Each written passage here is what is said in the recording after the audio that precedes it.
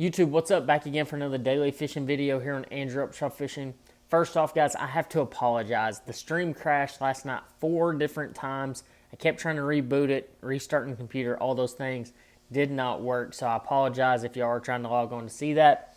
It was very frustrating on my end because I just kept trying new things and it just wasn't working. But in the meantime, though, we do have a daily video today, and today's video is going to talk a little bit about cranking, but actually more so trying to pick the right cranking rod for your style of fishing. So there's 2 different styles of cranking rods. It's going to either be glass or graphite. We're going to break those down in each situation where I feel like one is better than the other. But guys, real fast, if you haven't subscribed to this YouTube channel, just go ahead and do so now. It's really simple. All you do is hit that subscribe button. You don't have to pay anything. It's super easy. And comment below, would you rather crank with a glass rod or a graphite rod? We all have our preference. I'd love to know what yours is. But I appreciate y'all watching this, and you'll see it here in just a second.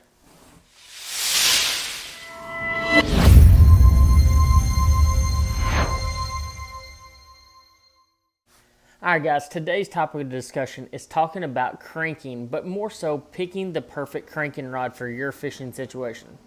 So we all have that preference. You know, I grew up probably cranking more so in graphite than I did glass, but I still had a lot of glass rods too over the years, and I can see the benefit of both.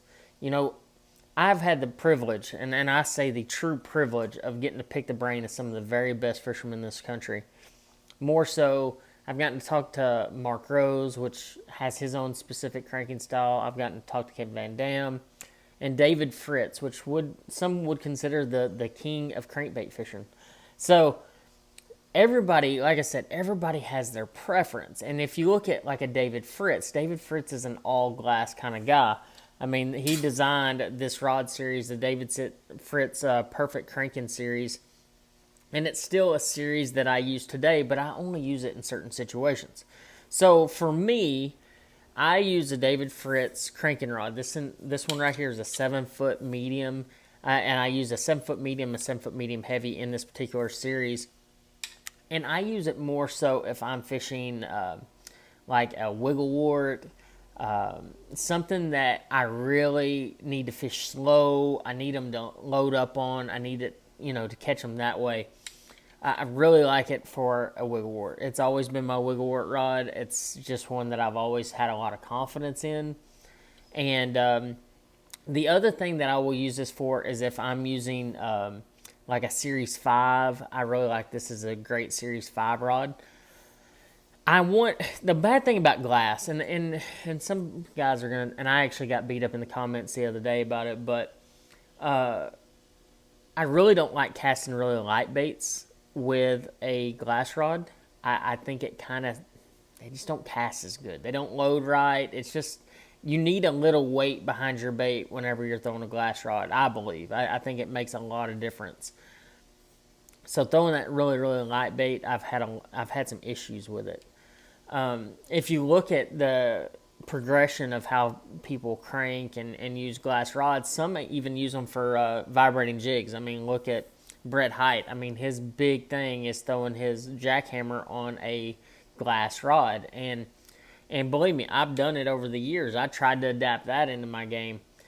I didn't have the same success as Brett Hite, and I don't know how many people have.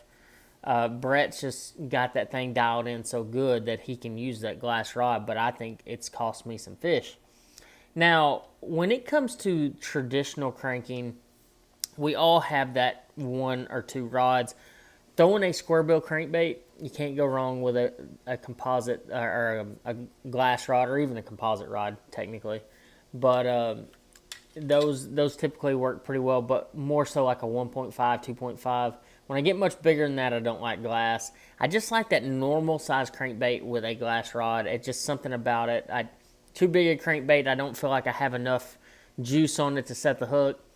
And too small a crankbait, I don't feel like I can cast it. But it's even more than that for me. Whenever I'm going through picking a crankbait or picking a cranking rod, a lot of times it has to do with the cover that I'm around. So if I'm around grass, I absolutely am not throwing a glass rod. I think that it will absolutely hurt you by throwing one. And the other situation, and this is one that I don't think many people think of, is when you're in a situation where most of the fish that you're catching are hitting it on the first 3 or 4 cranks of your cast. I don't like a glass rod, and you'll know that. So like if you get out there and you're cranking and you're firing your crankbait out there and you start reeling it back, and they eat it after you've cranked it like 3 or 4 times, they eat it way out there and they start jumping and they throw it, and you start noticing that they're eating it on the end of every cast. That's when I put this glass rod down, and that's when I pick up a graphite cranking rod. So the graphite cranking rod is something I learned from Mark Rose. Mark Rose has a completely different style of cranking. And I don't know if his is better or worse or anything in between. When it comes to cranking, and making those really long casts, I feel like the graphite definitely casts a bait further. I think it hooks them better at range. So like if I hook a fish at 5, after 5 cranks at the very end of a 60 or 70 yard cast, I feel like my hookup ratio with a graphite rod is immensely better than with a glass rod, because when I hook them, I feel like this rod has much more backbone. It has a little bit of a limber tip, but it has a lot of backbone that I can jam them up pretty good, and I feel very confident that I'm not going to lose that fish.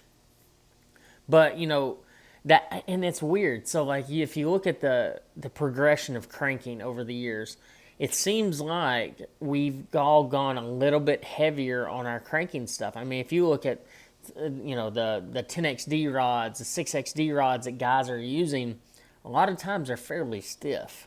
And A, it's because you can cast them further, and B, it's because your hookup ratio is immensely better. But and I will say this. It's funny, I'm sitting here talking about all these cranking situations where this has worked and how this is better for this situation, but you look at Kevin Van Dam that just won that Bass Pro Tour at Lake Chickamauga, and he was throwing a glass rod. He was throwing a glass cranking rod, and that's what Kevin's done from day one. And it's interesting because, I mean, in my opinion, he's the GOAT of bass fishing. He's the best that's there ever been. Right now, he's the best that there is. I mean, he's one of the older anglers now, but the thing is he's still winning tournaments against all these young guys with all this technology and everything like that, because he can read the water and he can catch bass probably as good or better than anybody. He's forgotten more about bass fishing than I could ever teach you on this channel. But to say this, I still personally, for my style of fishing, prefer the graphite cranking rod. And I think it has everything to do with the style of fishing that you like to do. And, if you're one of those guys, as soon as you get a bite, you set the hook, a fiberglass rod's probably the way to go, or a glass rod's the way to go for you, because it's going to give you that forgiveness to where you don't rip it out of their mouth. But if you're one of those guys that you're cranking and you let it load up whenever the fish bites it, and then you pull on them, the graphite rod might be the one for you. So it's all dependent on your style and what you're comfortable with. One thing, guys, and I'm going to go on a little mild rant here. One thing that you're going to notice on my channel, I'm not going to tell you what you need to do. I'm going to give you suggestions on how to make you a better angler. And that's what it's all about here, is to teach you how to be a better angler and to kind of open your eyes to certain things. I've seen over the last few months people telling you this is the only way to do this, and you're dumb if you're not doing this, or you're dumb if you don't use this product, or if you do use this product. And I think that's probably the most asinine thing I've ever seen in my entire life. Guys, I'm just giving you suggestions on what I've used over the years when it's come to glass rods. I remember an experience on Sam Rayburn, and this is a sucky situation. I was still in that glass vibrating jig era, and I was fishing the Costa event there, and I was using a heavy action. It was a prototype rod that Luz had sent me. It was a 7-foot heavy action glass rod, and I was so excited about it, because I was like, man, they basically built it for me. And so I get these 2 or 3 prototypes of this one rod, and I take it out there, and man, like, I'm on this great vibrating jig bite. I pull up in my area first morning, fire it out there, hook a really good one. It comes off, and I'm like, what in the heck is going on? Fire out there, I have one knock slack on it, and I try to catch up to it, lose it. And I do this like 7 bites over the first 30 minutes of the day, and I'm absolutely losing my mind to the point where I'm like, okay, like this rod isn't, and I hadn't had any problems in practice, which kind of threw me for a loop because I basically could hook and land anything I wanted to land on it. But my confidence wasn't quite there, so I pull out my Magnum hammer. As soon as I pull out my Magnum hammer, I catch a 7-pounder, I catch a 4-pounder, I catch a 3-pounder, and then the bite died. Did I have a 6 or 7-pounder before? I think I had one because when it loaded up on it, I couldn't turn it and it pulled off. But what I'm saying is I picked up a rod that I already had confidence in. I knew if they bit it, I would catch them, and I did. I didn't try to break the mold and do something different. I just did what I was confident in, and not necessarily what I was told I should be doing. I did what worked for me, and that's what I want to explain to you on this channel. When I talk about cranking and I say, okay, this graphite rod has definitely been the one that I use. I use a 711 medium heavy action for my 6XD, and this is the way that I use it. I'm not saying that this is it, the scientific method and saying like this is the exact way to do it, but this is the way that's worked for me over the years, and it's helped me reduce, losing fish and things like that. But guys, I hope y'all enjoyed this video. I know it's a little bit like it could go either way, like glass or graphite, and everybody has their preference, and you have to just try it out and figure out which one works for you, because each of you is going to figure out that one rod that's like, man, that is my cranking rod, no doubt about it. In this particular video, I talked about the 7-foot medium and medium heavy David Fritts rods. We also have the new KVD rods, which I think are going to be as good or better than the Fritts rods. Van Dam is meticulous about the design of his cranking rods, and I think they're going to be really, really good. But this particular one that I have on this DT6 is this small crankbait rod. It's a 7-foot medium. It's a medium.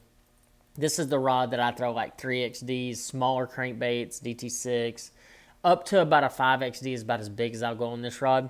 But this is what our Ledge series, and that's kind of a completely different deal. Like I was saying, Mark Rose has his way of cranking, and then Fritts and Van Dam have their way of cranking. And I feel like I fall in between there because I kind of do both, and I think it's okay to do both. So if you do both, that's fine too.